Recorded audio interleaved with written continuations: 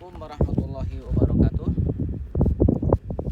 Alhamdulillahilladzi alafa baina qulubina wa amsana bi ni'mati ikhwana asyhadu an la ilaha illallah wa asyhadu anna muhammadar rasulullah. Allahumma shalli ala sayyidina Muhammad wa ala ali sayyidina Muhammad kama shallaita ala sayyidina Ibrahim wa ala ali sayyidina Ibrahim fil alamin innaka Hamidum Majid. Ikhwatal iman, pada kesempatan ini kita merenungkan tentang fadilah ilmu, bahwa Sayyidina Umar bin Khattab pernah bersabda,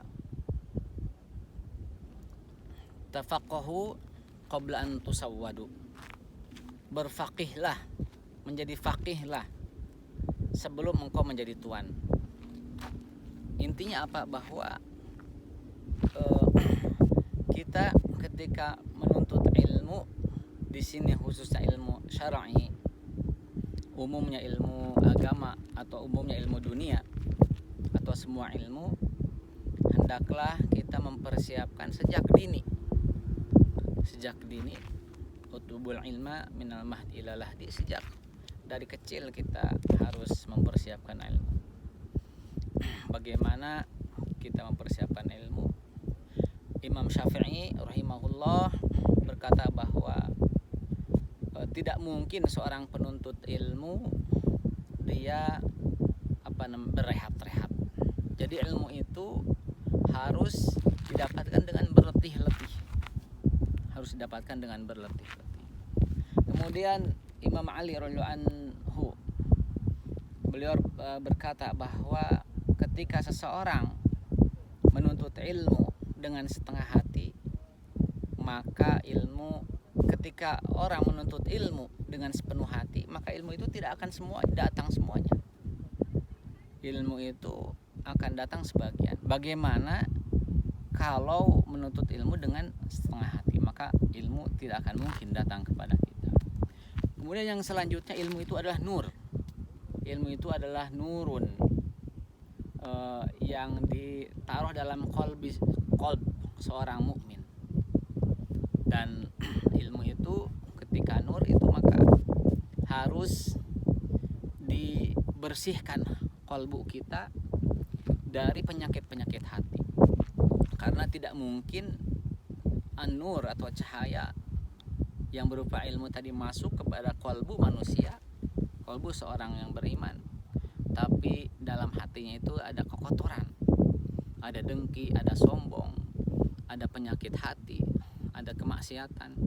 Itu tidak akan mudah menancap dalam diri seorang mukmin. Kemudian bagaimana halnya ketika seorang yang berilmu tapi dia seorang yang tidak beriman? Itu mungkin bisa jadi, kata Imam Ghazali dalam Ihya Ulumuddin, itu adalah istidraj, atau berupa keutamaan saja dia di dunia, tapi dia di akhirat tidak akan mendapatkan bagiannya. Sebagaimana Allah berfirman bahwa keutamaan yang orang berilmu itu disandingkan dengan orang yang beriman.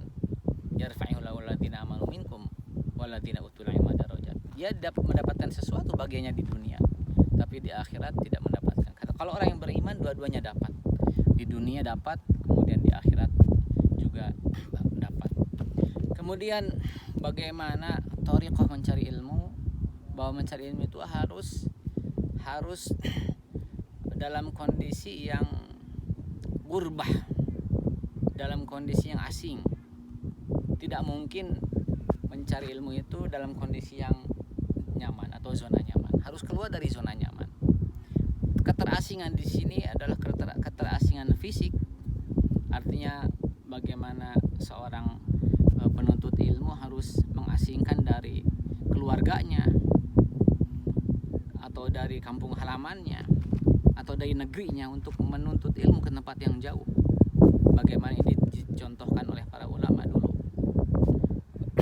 Bagaimana Imam Syafi'i berpindah-pindah tempat, dari Gaza dibawa ke Mekah, dari Mekah kemudian ke Madinah, kemudian ke Mesir, kemudian ke Baghdad, kemudian ke Mesir.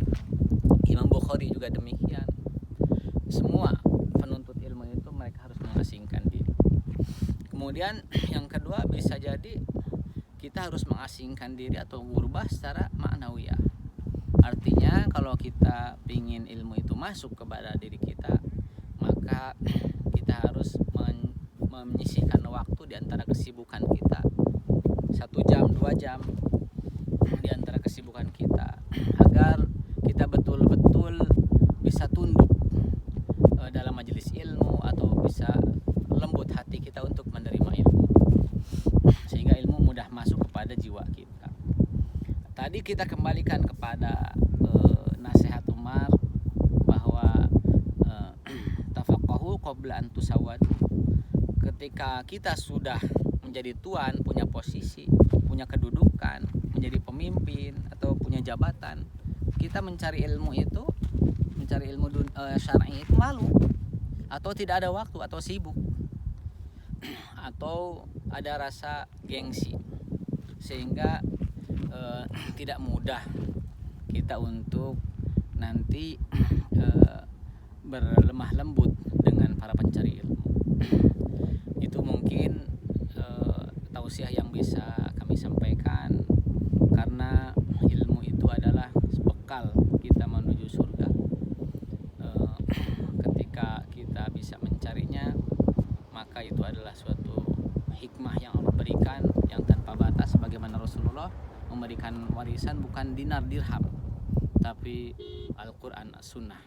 Dan ini bisa kita dapatkan dengan mencari ilmu yang diwariskan oleh para ulama-ulama dan salafus saleh kepada kita semua. Assalamualaikum warahmatullahi wabarakatuh.